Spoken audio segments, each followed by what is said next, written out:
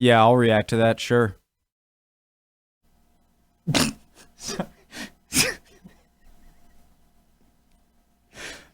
Hey guys. I'm sorry. Okay, let's go. If you're new to the channel, my name is Connor. Hello. I'm weird. Yeah. I like to learn about history through YouTube recommendations. All right, we're continuing the Caesar series. I'm not getting off my game. I was starting to, but you guys are really good at telling me to get back on here. But yeah, let's do it. Kings and Generals, the original video at the top description below. Hit all the buttons. Join the Discord. We'd love to have you. The Discord link will be right below that. Just click on it, and let's get into it. If you're not ready to learn, get the hell out of here. If you haven't seen the previous episodes, get the hell out of here. No. Well, the first part, yes. But the second part, you know, that's up to you. If you want to watch the previous episode, could be helpful. I'm on the right one, right? No. I'm on this one. This is the one. Yes. Right? Yes.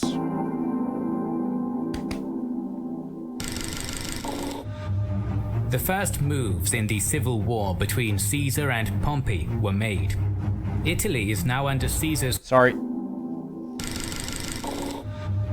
The first moves in the civil war between Caesar and Pompey were made. Italy is now under Caesar's control, while Pompey has retreated to Greece. Caesar decided to secure his western flank by destroying Pompeian legions in Spain, and that led to the battles around Ilerda. In this video we will conclude the Ilerdan campaign and the siege of Massilia, as Pompey's lieutenants attempt to stop Caesar's legions. Let's do it. Organizing stories can be hard, but it doesn't have to be. And make that money, man. Ooh, that actually looks pretty cool. Campfire Pro has issued attention to Campfire. You'll also definitely want of all the stricter arcs. Timelines, capture pages, Pro. Stories can be hard, but it doesn't have just hit the right arrow forward. I'm actually kind of to be. And the sponsor of this video, capture pages, will help you keep track of all your characters with details and backstories. Timelines can help you hammer out all the plot points. You can even track character arcs and use the map view to create all the locations you need. Best of all, the stories you write are that's really cool. I might go back and check that out. Of the description to learn more. Caesar's campaign in Spain seemed to be on the edge of disaster. He was stuck in the middle of enemy territory, cut off from his almost 6,000 auxiliary reinforcements and the precious supplies they were bringing, and was days from being starved out. If he was to reclaim the situation, Caesar would need to take control of the eastern bank of the river Sicoris and secure his supply line. With the bridges unable to be repaired due to high water and marauding Pompeian forces, Caesar came up with a different plan. He began construction of several small... Put your damn phone down, all of you. Phones down. High water and marauding Pompeian forces, Caesar came up with a different plan. He began construction of several small boats of the kind he had seen in Brittany, made of lightweight timber and animal hides.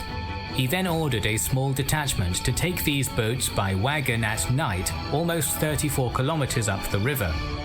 These men then crossed the river, fortifying a small hill, giving Caesar a small foothold on the eastern bank. Once this was established, a legion was sent from the main Caesarian camp up the river to construct a bridge from the western bank, while the initial detachment assisted from the eastern bank.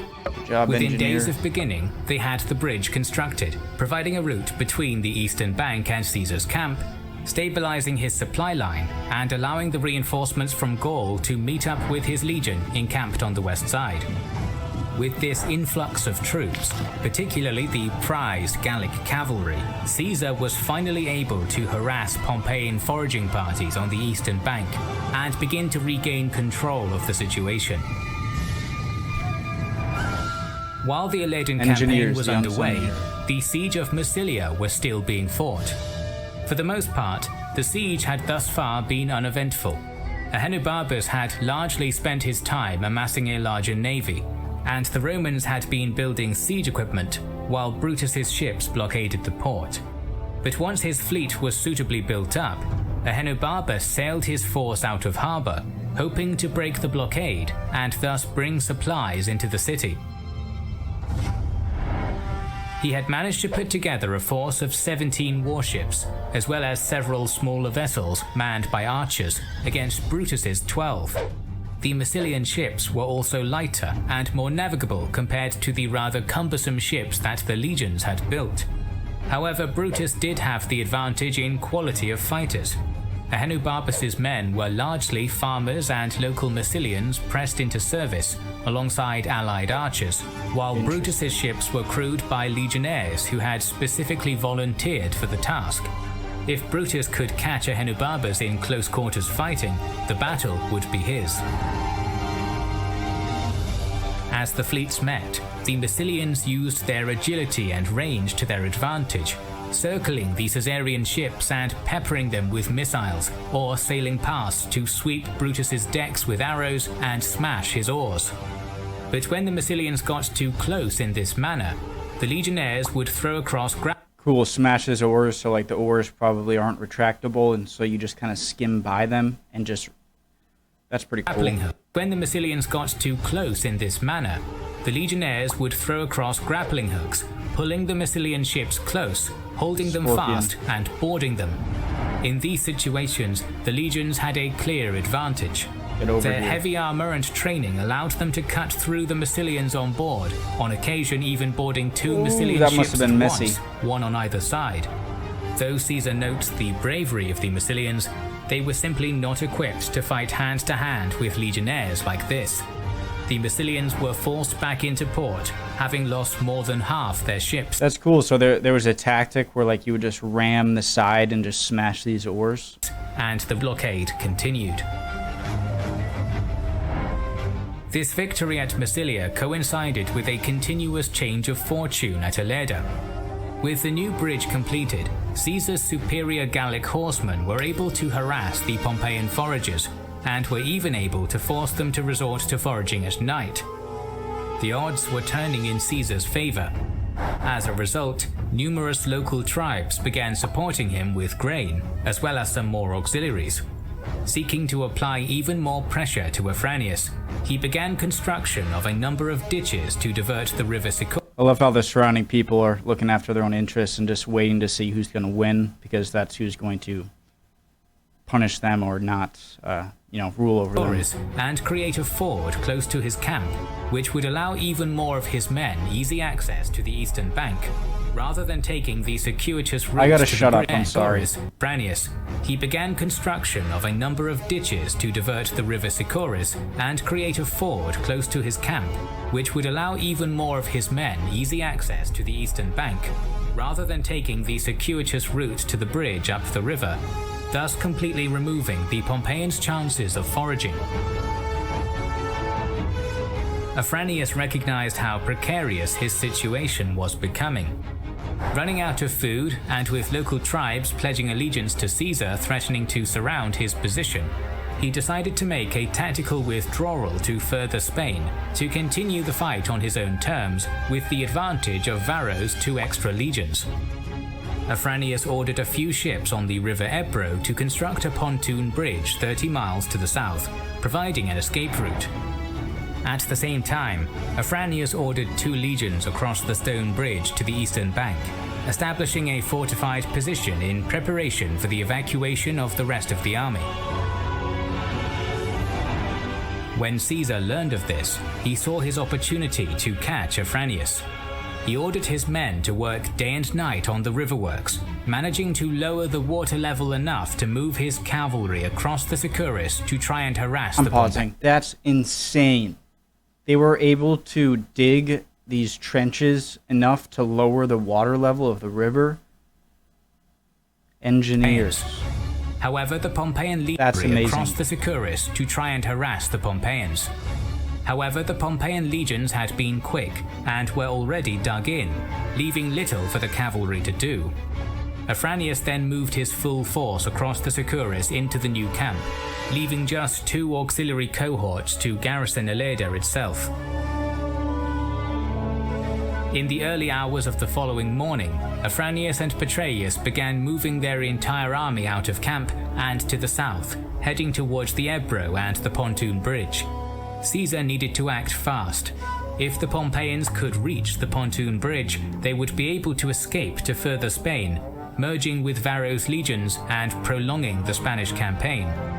He first sent his cavalry to harass the Pompeians, attacking the rear of their column, slowing the Pompeian legions to a crawl as they fended off the attackers. Though the ford was not wholly completed, Caesar ordered pack animals to wade into the river to help slow the current and marched 5 of his legions across, leaving 1 to guard the camp. Taking these legions, Caesar marched quickly to try and cut off his enemy's escape. And, thanks to the harassment of the Caesarian cavalry, by mid-afternoon his army had caught up with the Pompeian legions.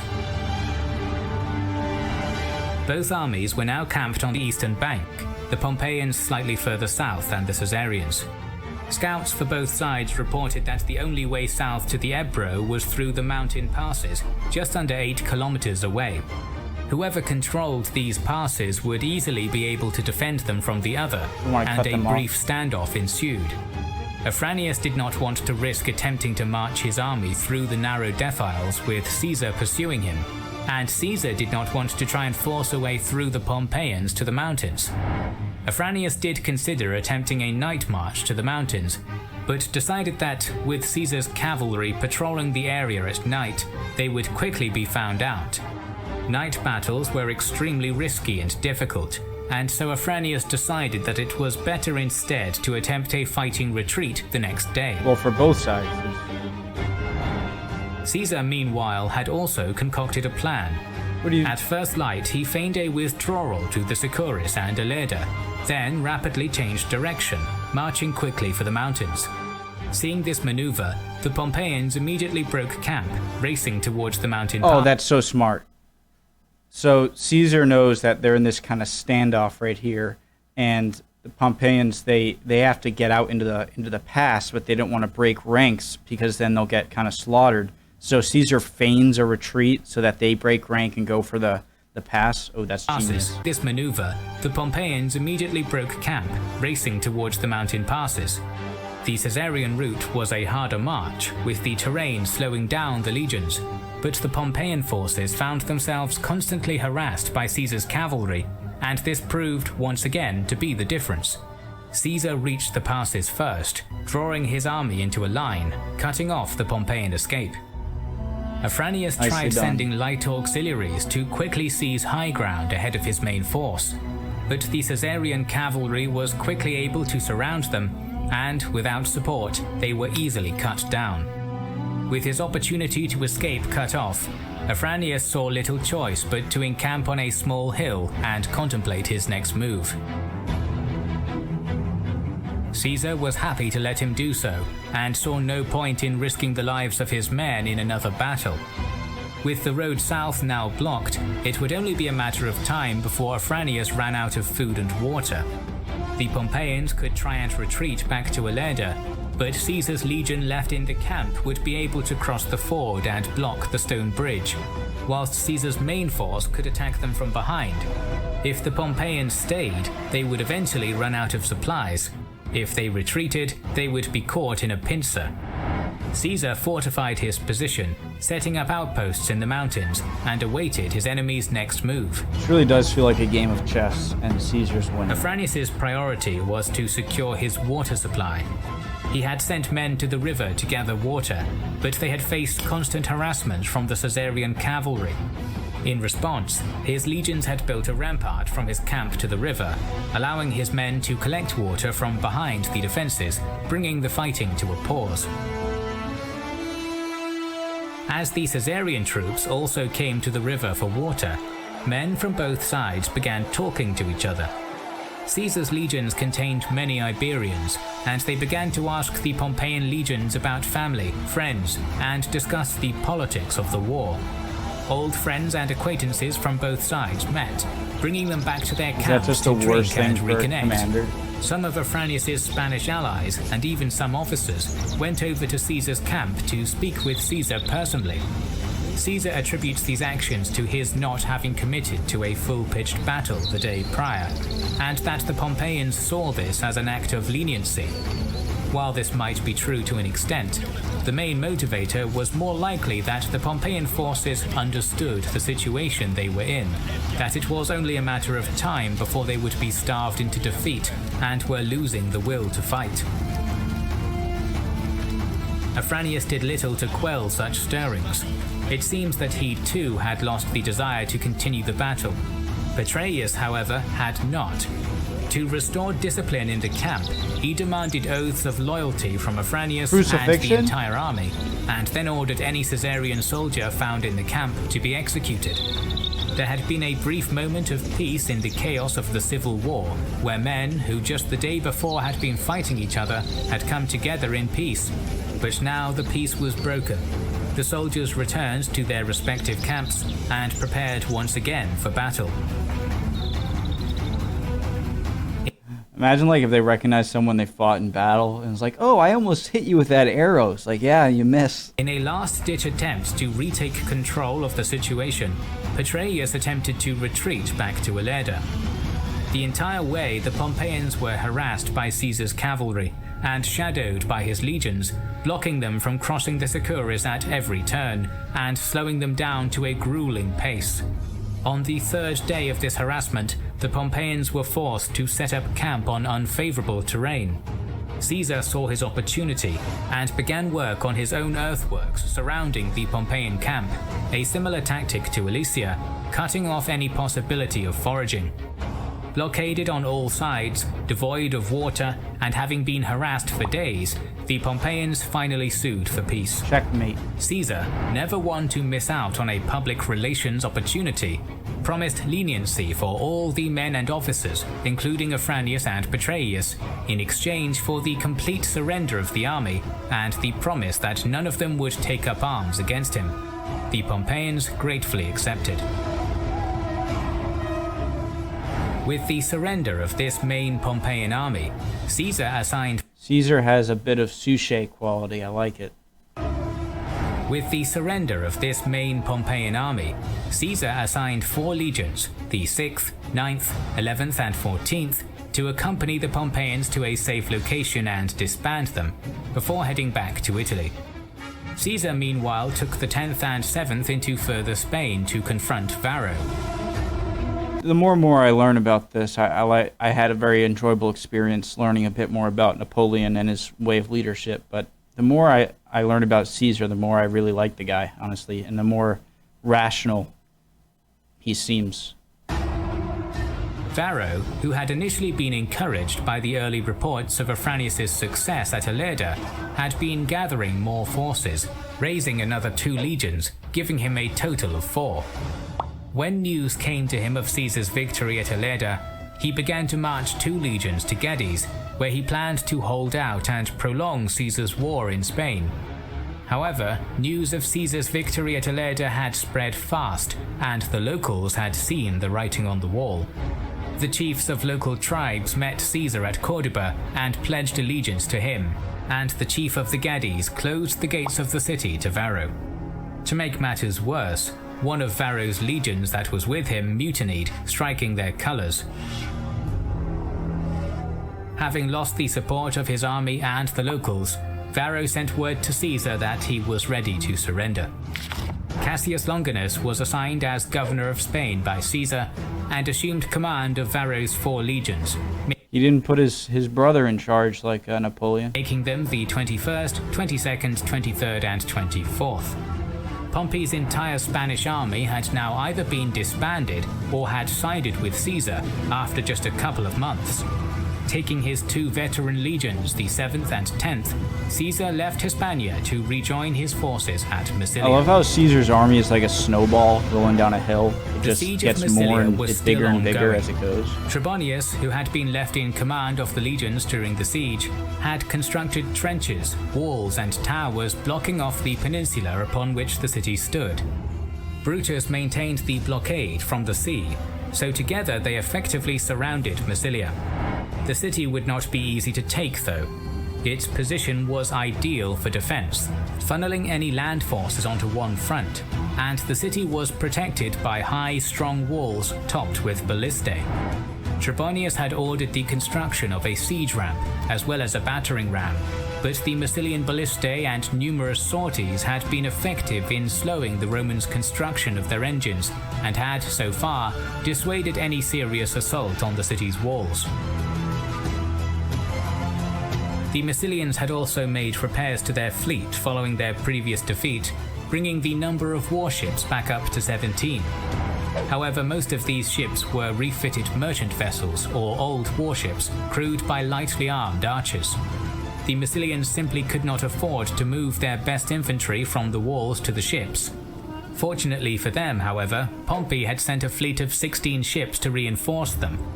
These were commanded by Lucius Nasidius, and though were mostly hastily built smaller ships, some had bronze rams, presenting a serious threat to Brutus's... Okay, so all the rowers are in the lower deck down there, and the soldiers are... That makes sense. I don't know why I thought that the soldiers and might be the rowers or whatnot, you'd be exhausted by the time you got to land, and you wouldn't really be able to fight. Navy. A small vessel was sent to the Massilians to alert them of the coming reinforcements, and Ahenobarbus seized the opportunity. Sending the Massilian navy out, they slipped Brutus's blockade and met Nasidius's fleet at Taurois, just down the coast from Massilia. Brutus too had increased the size of his fleet, having captured 6 ships in the previous battle and manned them with legionnaires. Although outnumbered almost 2-1 by the combined navies of Nasidius and the Massilians, Brutus had the distinct advantage in quality when it came to hand-to-hand fighting. Buoyed by his previous victory, Brutus gave chase and set sail for Taurois. The Massilian ships were stationed on the right, with Nasidius and his fleet on the left. Knowing that the Massilians would favor a missile battle, Brutus determined that it would be best to engage the Massilians first, catching them in close quarters before facing Nasidius's ships. He therefore determined to focus almost all his ships on the Massilians. As they had done previously, the Massilians attempted to use their agility and superior seamanship to outmaneuver and separate Brutus's ships. This was an effective tactic, and when they could separate a Caesarian ship, they would pepper it with javelins and arrows, inflicting numerous casualties. However, once again, whenever they drifted too close, Brutus's men would cast their grappling hooks, pulling their foes close and boarding them. Once boarded, despite the bravery and determination of the Massilians and their allies, they were simply outclassed by Roman discipline and weaponry and were butchered on the decks. In a frantic attempt to win the engagement in one decisive move, the Massilians targeted Brutus's own ship, distinguished by its standard. 2 Massilian ships attempted to ram the ship from either side, catching Brutus in a pincer. Just as they closed in though, Brutus's ship darted forward, the 2 Massilian vessels colliding into each other head-on. Now disabled, they made easy prey for Brutus's ships, who quickly set on them, sinking them both. It was at this point that Nasidius abandoned the battle, taking his entire fleet with him. Seeing there was no chance of victory, the Massilians quickly followed suit.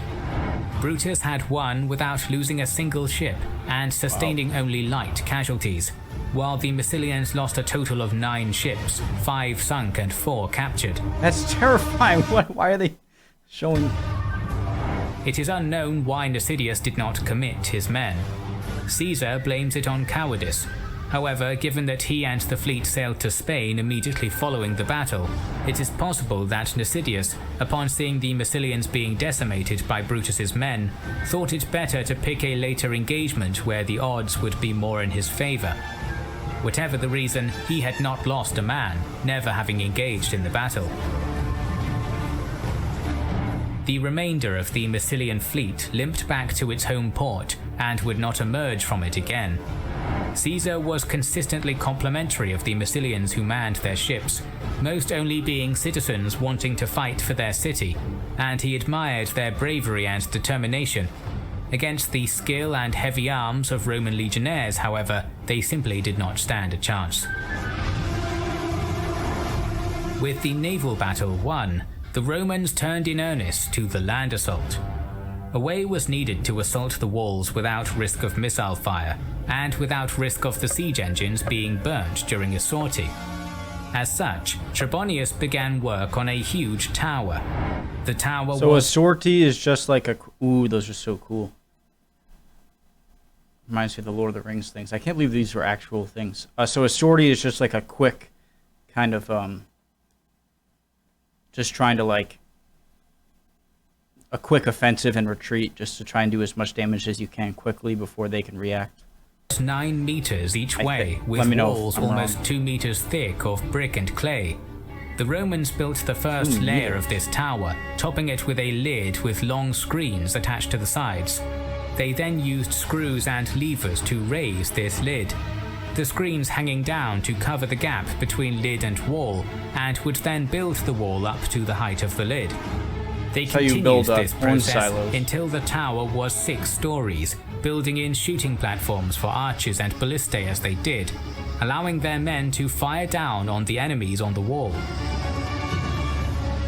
I would love to watch videos about military engineering and how it progressed through time, because I feel like they don't get as much of a notice or credit in these. Obviously, it's about battles and you can't cover everything, but engineers. With this completed, Trebonius's men next began work on a 20-meter-long gallery, starting from the base of the tower, which provided protection. Like a moving house. In effect, this was almost like a huge covered sledge.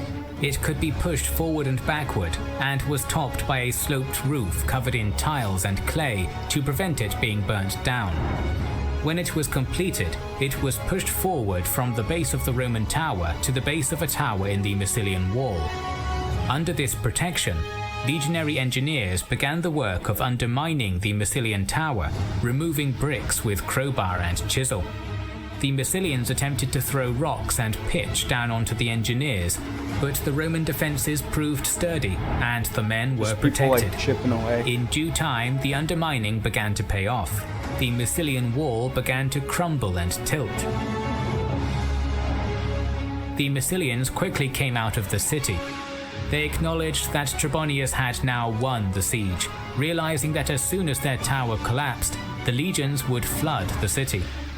They requested a truce, asking if they could await Caesar's arrival to negotiate with him personally. Trebonius, seeing little reason in risking his men's life, accepted, and the legions pulled back from the walls to wait for Caesar. But the Massilians were bluffing. Once the Romans' guard was down, they sallied out at night, burning down the Roman siege ramp and battering ram. Though Trebonius and his men quickly caught on to what was happening and tried to fight back the sortie, missiles from the Massilian walls prevented them from doing so effectively. Why are we stopping the attack? They realize we're going to win. We're knocking down the wall. Okay, later in the night. What are those giant fires over there? I don't know if it was good on the defenders or poorly on the attacking general, but... The Massilians were even able to set fire to the Roman tower from the inside, as well as the gallery, destroying months of work in a single night. However, this was only a small success for the Massilians. The siege had been going on now for 4.5 months. With their navy destroyed, they had no means of bringing in fresh supplies into the city. The supplies they did have were running low, and disease had begun to spread among the populace. Moreover, the Romans had once again started constructing siege works, and now they're really mad at you. Building a gallery extending to the walls made of brick. To make matters worse, Caesar arrived with his 2 extra legions. His arrival also made it clear to the Massilians that Spain had indeed fallen to Caesar. No mercy. And they would not be receiving any reinforcements or supplies. Not after they pulled that trick. Diseased, starved, and now horrifically outnumbered, the Massilians finally surrendered. Just before they did, however, Ahenobarbus escaped. He was still not ready to give up the fight, and commandeering 3 ships, made a daring dash past Brutus's blockade during a storm. Brutus's ships pursued, catching 2, but the one Ahenobarbus was on slipped away in the storm. He would live to fight another day. Caesar left the 18th and 19th legions to garrison the city, while he marched to Italy with the 5th, 7th, and 10th to rejoin his main army. In 7 months, Caesar had chased Pompey from Italy, secured his western flank, disbanded 5 of Pompey's legions, and absorbed a further 4. So far, the war was going very much in Caesar's favor. But this was still just the start. Ahenobarbus had managed to escape to Greece to rejoin Pompey, and was soon followed by Varro, Afranius, and Petreius, despite the latter two's oath to Caesar. Pompey was amassing a vast army in Greece, and he still held the lucrative territories in the east, as well as the important grain hub of North Africa. The war in the west might have been over for now, but the war for the rest of the Roman world was about to begin, so make sure you are subscribed to our channel and oh shoot, that was a great episode. And that went by quickly. That was 27 minutes. Great episode. Awesome. Yeah, I can't believe that guy got away with it and tricked them and then ended up getting away on the ship. Love this channel. Great series. 30 Years War, continuing that. A few other ones. I'm getting back to the video recommendations. See you guys next time.